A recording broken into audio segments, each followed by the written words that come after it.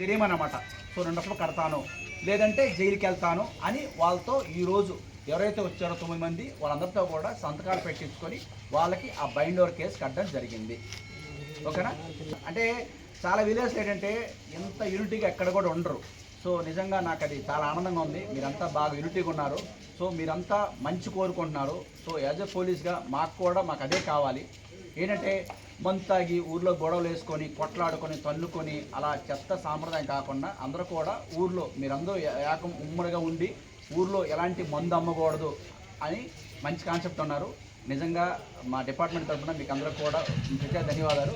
అదేవిధంగా మేము ఖచ్చితంగా అంటే నేను యాక్చువల్లీ నిన్న వచ్చి మాట్లాడి చెప్పొచ్చు. అలా కాకుండా పని చేసి తర్వాత మీరు వద్దామని నేను రాలేదు వాస్తవంగా అయితే. సో ముందు ఎవరైతే అమ్ముతారో వాళ్ళని తీసుకొచ్చి వాళ్ళకి ఏం కేసు కట్టాలో బైండ్ ఓవర్ కేసు కట్టి అది అయిన తర్వాత నేను మీ దగ్గరికి వచ్చానమాట. అది ఏంటంటే వచ్చి మీ దగ్గరికి వచ్చి 2 మాటలు చెప్పేసి వెళ్ళిపోయి అది నేను ఆ పద్ధతి కాదు. అందుకే నేను ఉదయం తెల్లవారే 5 గంటకి మీరు వచ్చి ఎవరైతే అమ్ముతారో వాళ్ళని చెక్ చేసి అంటే మీరందరూ ఇది అవ్వడం వల్ల వాళ్ళు ఎలక్ట్ అయ్యారు. వాళ్ళ ఇంట్లో ఉన్నాయో లేదు కాదు మనం చెక్ చేసిన తర్వాత వాళ్ళని తీసుకెళ్ళాం. ఎవరెవరికి ఏం బైండ్ ఓవర్ కేసు కట్టా పెట్టాము. సో ఇక్కడ నుంచి ఊళ్ళో నాకు ఇన్ఫార్మర్స్ ఉంటారు, నాకు చెప్తుంటారు మంచి చెడ్డ.